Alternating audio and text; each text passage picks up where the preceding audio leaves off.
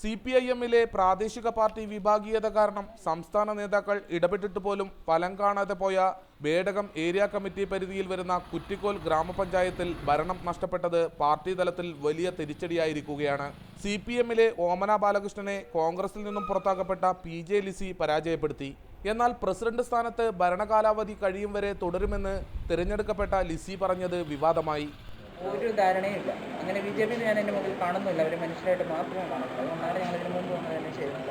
പഞ്ചായത്തിന്റെ കാലാവധി കഴിയുന്നവരെ താങ്കൾ തന്നെ ആയിരിക്കും പ്രസിഡന്റ്, അതോ 2 വർഷം കഴിഞ്ഞാൽ BJP പ്രസിഡന്റ് സ്ഥാനം? അങ്ങനെയൊന്നുമില്ല. ഈ 4 വർഷവും ഞാൻ ആയിരിക്കണം എന്നാണ് എൻ്റെ.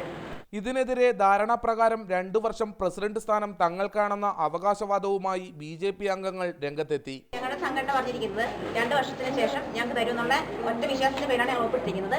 2 വർഷത്തിന് ശേഷം തന്നില്ലെങ്കിൽ ഞങ്ങൾ തീർച്ചയായും ഞങ്ങളുടെ രീതിയിൽ ഞങ്ങൾ ഇതായിരിക്കും. നേരത്തെ BJP-യിലെ V. ദാമോദരനെ വൈസ് പ്രസിഡന്റ് സ്ഥാനത്തേക്ക് പിന്തുണച്ചതിന് ലിസി അടക്കമുള്ള 5 അംഗങ്ങളെ കോൺഗ്രസിൽ നിന്നും പുറത്താക്കുകയായിരുന്നു. മൊത്തം 16 അംഗങ്ങളുള്ള പഞ്ചായത്തിൽ LDF-ന് 7-ഉം കോൺഗ്രസിന് 6-ഉം BJP-ക്ക് 3 അംഗങ്ങളുമാണ് ഉള്ളത്.